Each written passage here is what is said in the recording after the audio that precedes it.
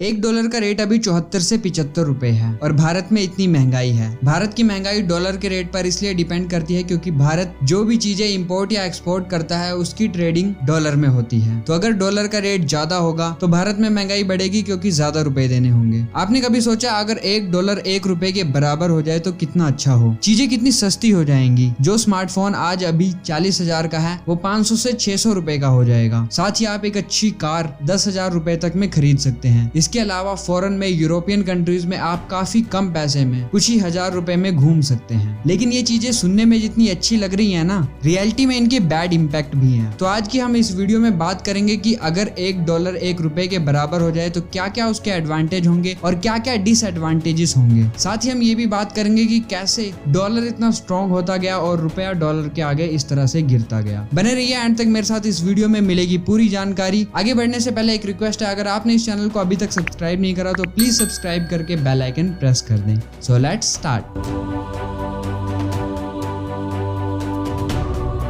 1947 में जब भारत आजाद हुआ था तब एक डॉलर वाकई में एक इंडियन रुपी के बराबर था। तभी हमारे बड़े बुजुर्ग कहते हैं कि पहले चीजें बहुत सस्ती हुआ करती थी। लेकिन जब 1947 में एक्सचेंज रेट सेम था तो इसका मतलब ये नहीं है कि देश की आर्थिक दशा स्ट्रॉन्ग थी। उस समय देश कई परेशानियों से गुजर रहा था, जैसे गिरती इकोनॉमी, बैड इंफ्रास्ट्रक्चर, हद से ज्यादा पॉवर्टी और सीरियस हंगर जैसी प्रॉब्लम्स। तो इन प्रॉब्लम्स को ठीक करने के लिए सरकार लोन लेने लगी। ये लोन चुकाने के लिए सरकार को और ज्यादा रुपए छापने पड़े। अब क्योंकि इंडियन करेंसी पर इंडियन गवर्नमेंट का अधिकार था तो वो जितने चाहे उतने रुपए छाप सकते थे। तो इससे उन्होंने ज्यादा रुपए छापे और अपना कर्ज तो चुका लिया, लेकिन रुपए की वैल्यू गिर गई। किसी भी चीज की अगर सप्लाई ज्यादा है तो उसके रेट कम हो जाते हैं। ऐसा ही भारतीय रुपए के साथ भी हुआ। फिर उसके बाद 1960 से 1970 तक काफी वॉर चले, जिससे देश में एक इकोनॉमिक क्राइसिस आ गया। सरकार को चीजों को पूरा करने के लिए और ज्यादा लोन लेना पड़ा और इस वजह से रुपया और गिरता चला गया और डॉलर तो वैसे ही स्ट्रॉन्ग हो रहा था। लेकिन रुपए गिरने के बहुत से कारण होते हैं, अकेले एक फैक्टर से ये रेट नहीं गिरता। मोर इंपोर्ट ओवर एक्सपोर्ट भी इसका एक इम्पोर्टेंट कारण है। इसका मतलब है कि इंपोर्ट तो हम करते हैं लेकिन एक्सपोर्ट इंपोर्ट के मुकाबले कम होता है और यूएस डॉलर को हर देश आसानी से एक्सेप्ट कर लेता है और सभी देश इसी करेंसी में ट्रेड करते हैं। तो ट्रेड करने से पहले वो यूएस डॉलर खरीदते हैं, जिससे डॉलर और स्ट्रॉन्ग हो रहा है। और रुपया जो है मार्केट में change in demand and supply से होता है और भी बहुत से रीजन है, लाइक सरकार खुद ही कम कर देती है रेट, जिससे डिवैल्यूएशन बोलते हैं। और कभी ये मार्केट में फाइनेंशियल क्राइसिस की वजह से भी कम हो जाता है रुपए का रेट, तो उसे डेप्रिसिएशन बोलते हैं। सो डिवैल्यूएशन और डेप्रिसिएशन का काम एक ही है कि रुपए का रेट गिरेगा, लेकिन कारण अलग अलग हैं। जब एक डॉलर एक रुपए के बराबर होगा तो गुड्स एंड सर्विसेज भी चीप हो जाएंगी और हम इंपोर्ट्स भी ज्यादा करने लग जाएंगे और इंपोर्ट ज्यादा से हम और कंट्रीज पर निर्भर हो जाएंगे और खुद ज्यादा कुछ मैन्युफैक्चर नहीं कर पाएंगे, जिससे एक्सपोर्ट हमारे कम हो जाएंगे क्योंकि दूसरी कंट्रीज नहीं लेंगे, क्योंकि हमारे प्रोडक्ट्स के रेट भी बढ़ जाएंगे। इसके अलावा एफडीआई यानी फॉरेन डायरेक्ट इन्वेस्टमेंट भी कम हो जाएगा, क्योंकि भारत में जो कंपनीज इन्वेस्ट करती हैं वो इसलिए करती हैं क्योंकि यहाँ पर चीप लेबर और चीप रॉ मटेरियल अवेलेबल है। अगर एक डॉलर एक रुपए के बराबर हो जाएगा तो चीजें और एम्प्लॉयज भी महंगे हो जाएंगे। तो मान लो कोई कंपनी $25,000 लगाकर भारत में एक एम्प्लॉय को हायर करती है और उनकी खुद की कंट्री में भी इतना ही कॉस्ट आता है, तो कोई भला क्यों यहाँ इन्वेस्ट करेगी। इससे बेटर रहेगा कि वो अपनी कंट्री में ही कर लें या फिर किसी ऐसी कंट्री में जाए जहाँ पर ये सब सस्ता पड़ेगा। तो इस वजह से भारत को जो सर्विस सेक्टर है वो भी वीक पड़ जाएगा। कुछ इकोनॉमिस्ट एक डॉलर को एक रुपए के बराबर इसलिए भी गलत मानते हैं क्योंकि वो बोलते हैं कि इंडिया खुद की कंपनी से लार्ज नंबर ऑफ मैन्युफैक्चरिंग नहीं करता। इंडिया की 60% ऑफ जीडीपी सर्विस सेक्टर से आती है और ऐसे में सारी कंपनीज भारत को छोड़कर चले जाएंगी अगर एक डॉलर एक रुपए के बराबर हो गया तो। और हमारे देश में हाईली इकोनॉमिक क्राइसिस आ जाएगा, जिससे देश में गरीबी और बुरी तरह फैलेगी। इकोनॉमिस्ट का मानना है कि इंडिया को 5 बिलियन जीडीपी तक ले जाने के लिए रुपए को और गिराना चाहिए, जिससे मार्केट में पैसा और ज्यादा होगा और पैसा लोगों में ज्यादा सर्कुलेट होगा, जिससे देश की जीडीपी फिर रैपिडली ग्रो करेगी। वहीं कुछ इकोनॉमिस्ट बोलते हैं कि अगर डॉलर और महंगा हुआ तो देश में हाई रेट इन्फ्लेशन आ जाएगा, जिससे गरीबी और ज्यादा बढ़ सकती है। वैसे एक सिंपल तरीका है भारत के